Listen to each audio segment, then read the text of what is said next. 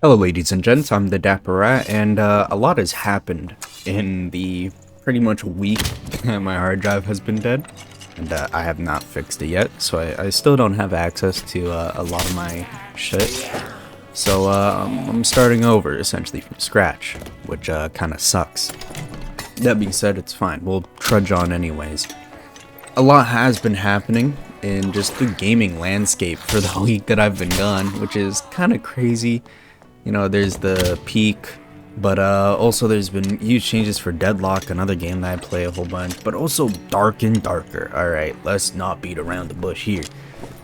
The switch to trios only was a huge fucking mistake. I don't necessarily hate it outright, but I will say I find duos to be the most balanced version of the game, because the class variety only allowing 2 players basically made it so that you were able to have a team that still had a weakness, so enemy teams could exploit your team weakness, which is something that would happen in solos. They exploit your single, character weaknesses, but also as a team it's harder for them to actually exploit the team weakness because there's 2 of you, so you're able to like bounce off each other and try and protect each other and stuff like that.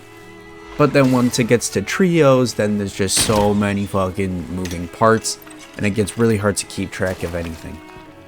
This doesn't necessarily mean that trios is worse or anything like that, but it's just not as much of my cup of tea as duos is. Not to mention that duos is very much like a playable game as a solo. Provided that you're good enough, you could definitely take down 2 players of your skill that are working together. Provided that, you play properly. And I feel like there would be a playstyle that would emerge from that. But that's not the whole story. And so, moving forward, if we're gonna have trios only, there's some shit that needs to be implemented. And that's my main issue, is that Ironmace, or probably mainly SDF, because he's been the one talking about it in his channel on Discord and stuff like that. It's just too quick a change. You're too gun-ho to make a wide sweeping change like this, and then seemingly very hesitant to make other changes without really an explanation for why. I understand that he has a certain vision for the game and he wants to try and stick to that vision, but you also kind of have to adhere to what the players want to a certain degree. So there is a compromise here, but the issue is with him, going for it way too fast, or for Ironmace just switching it over to trios way too fast, is that the game just wasn't ready for it. In the same channel where you talked about wanting to switch it over to trios, along with a bunch of other issues with the game and the development process, there's always the mention of the guild hall. The issue with trios right now is that if you play by yourself and you queue up, there is no guarantee that you're going to get like-minded people. In fact, it's very, very often you're gonna get someone that just wants to loot, or someone that just wants to dungeon crawl and fight like a boss or whatever, wants to do a boss run, sorry. And then if you're there that wants to PvP, well, now you're in a 1v3 lobby, so you may as well not queue with other people in the first place.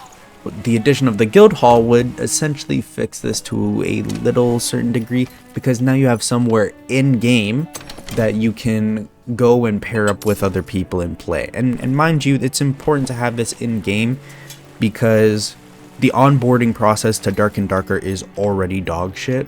So having a way to be able to interact with other people in-game and be able to get into lobbies with them for a specific reason would just be a huge help. That also being said, I think changes to the MMR system would be huge. Another game that I play, Hunt Showdown, which I absolutely fucking adore. I love Hunt Showdown to a disgusting degree, and what I find very cool about the way that they do their skill-based matchmaking is that they only have duos and trios queues, but you can obviously queue as a solo in that game. So what they do is that if you queue by yourself, they will put you in a lobby with players that are worse than you, that are teamed up, and players at your skill that are solo. So, for example, at least in Hunt Showdown, you have a skill rating from anywhere between 1 to 6 points, 6 being the best and 1 being the worst. So as you get better, for example me, over time I went from a 2-point player, I sucked, my skill rank was only level 2, to eventually being level 4. Now, if I queue by myself into trios, it will be me and other solo players as a level 4 rank player, and then a bunch of trios and duos teams that are, you know, level 3s or a mix of level 4s and 2s. The benefit of this is that as a solo player, when you're fighting multiple people, because you are technically better, you're not at that much of a disadvantage. That being said, it's also great for the team players because now you have faster queue times and you don't have to wait as long for everybody to queue up into a team, and also you're still gonna get a good and balanced fight against a solo player, because let's keep it honest, a lot of the time now that the pools are merged, there's gonna be lobbies where you just have like 2 trio teams and then every other team is gonna be a one-man band. So having those players be a little bit better should be more fun for the trios players, because then they have an actual challenge to go up against. So it betters the queue times, it makes a more challenging experience for both the solo and trios players, and also it makes it so that the solo players don't have to play in trios.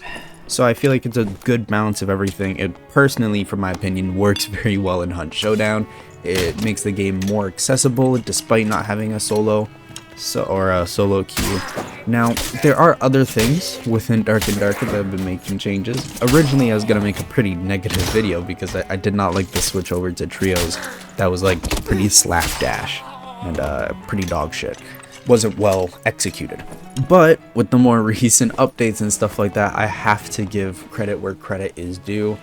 The changes to shields are fucking huge, alright? As someone that really likes shield fighter, like a lot of my favorite classes is bard with a buckler and fighter with a heater and stuff like that. I love my shields. I feel like it adds so much to melee combat. Kiting I truly find kind of boring, but staying in the fight and trying to block the attacks that you can attack and stuff like that, and trying to trade when you are guessing like HP pools and stuff like that feels really good in my opinion. So the fact that blocking is now fixed, as fixed as it necessarily can be, it feels really good. You don't really clip through shields anymore, and from my understanding, the only issues block still has is that blocking like PvE entities, the mobs in the game, the skeletons, the goblins, that's still weird. Sometimes they'll still hit you through a block or around it in a way that's inconsistent or strange, but you know, having it for the player, like, it's okay. You can kite the mobs, you know what I mean? It's not, I wouldn't say it's the highest priority, but it is nice to be able to block mobs, so maybe hopefully they can work on that. But also the other issue with blocking still is just connection and server issues and stuff like that. If someone has a much slower or higher connection because it is attacker privilege, sometimes they will hit you. That's kind of an issue, but also to a certain degree I kind of like it because it adds a certain level of prediction to blocking, where it's not just reaction. Having a fully reaction-based combat system usually is not that fun. You want to have a mix of both, where I have to react a little and I have to read a little. I want to read my opponent and then react accordingly to any deviation that's happening. So for example, I know what weapon the character has. I should have to read the signs of their in-game body language or what have you to know when they're going to attack, rather than just reacting to their arm moving and fucking immediately putting that block up because I'm coked out of my mind. So I have to give credit where credit is due. Good shit with the block changes, finally fucking fixing them. It's about time.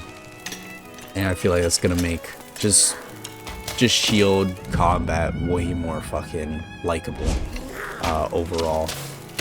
As for other changes, I'm not really too sure. I haven't played the game a whole lot since I basically lost all my data last week. So I'll be back to giving proper fucking uploads and stuff like that relatively soon. And that's all I really have to say. Thank you all for listening. I've been the Dapper Rat, and as always, farewell ladies and gents.